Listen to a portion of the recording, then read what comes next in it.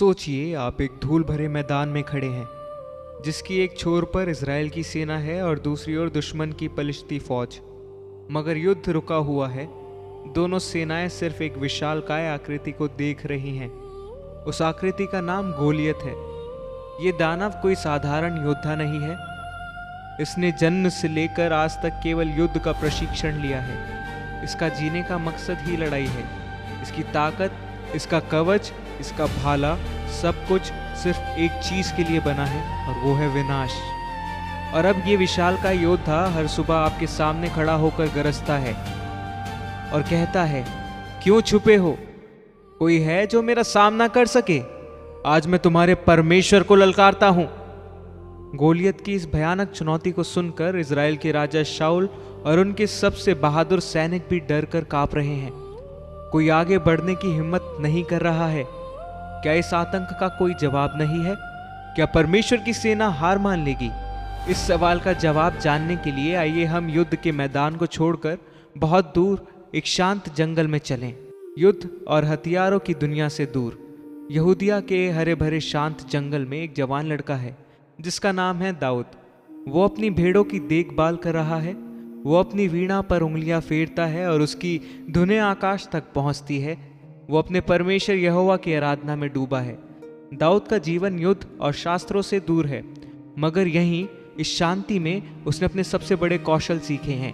उसने शेर और भालू से अपनी भेड़ों को बचाने के लिए अपनी गुलेल चलाने का कौशल सीखा। उसका शस्त्र है संगीत, प्रार्थना और परमेश्वर पर अटूट विश्वास। एक दिन दाऊद को अपने भाइयों के लिए खाना लेकर युद्ध के मैदान में जाने का आदेश मिला। वहां पहुंचकर दाऊद ने अपने भाइयों को डरा हुआ पाया। तभी उसने गोलियत की गर्जना सुनी। गोलियत जो जीवित परमेश्वर की सेना का अपमान कर रहा था। दाऊद ने कहा, कौन है ये मनुष्य जो जीवित परमेश्वर की सेना का अपमान कर रहा है? राजा शाऊल ने दाऊद को देखा और कहा, तुम मुझसे नहीं लड़ सकते। तुम तो सिर्फ एक बच्चे हो। वो तो बचपन से ही योद्धा है। दाऊद ने जवाब दिया, जब मैं भेड़ें चराता था तब मैंने शेर और भालू को मारा है। जिसने मुझे उनसे बचाया वही परमेश्वर इस पलिश्ती से भी बचाएगा।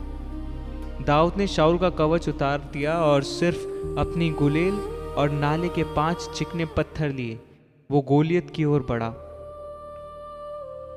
और गोलियत ने जब दाऊद को देखा तो जोर से हंसा और कहा, क्या मैं कुत्ता हूं जो तू मेरे पास लाठी लेकर आया है? मैं तुझे मारकर चिड़ियाओं को खिला दूंगा। दाऊद ने दृढ़ता से कहा, तू मेरे पास तलवार और भाला और ढाल लेकर आया है, पर मैं तेरे पास सेनाओं के यहोवा का नाम लेकर आया हूं जिसका तूने अपमान किया है। दाऊद ने तुरंत अपनी गुलेल में एक पत्थर रखा और पूरी ताकत से उसे गोलियत की ओर घुमाकर फेंक दिया। वो पत्थर ठीक गोलियत के माथे पर लगा।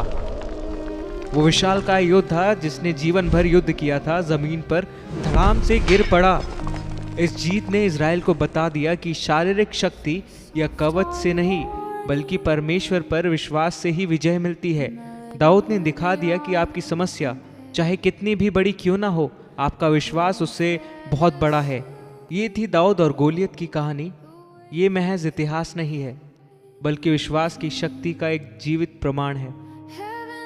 हमारा यही प्रोत्साहन है कि आप अपनी हर चुनौती, हर गोलियत का सामना उसी दृढ़ विश्वास के साथ करें जो दाऊद के पास था। जीवित रोटी आपको ये वचन देती है कि हम आपके विश्वास को बढ़ाने के लिए ऐसी कहानियां लाते रहेंगे। इसलिए हम आप सभी से निवेदन करते हैं कि आप अपनी बाइबल खोलें, वचन पढ़ें और परमेश्वर के सत्य की गहराई को जानें।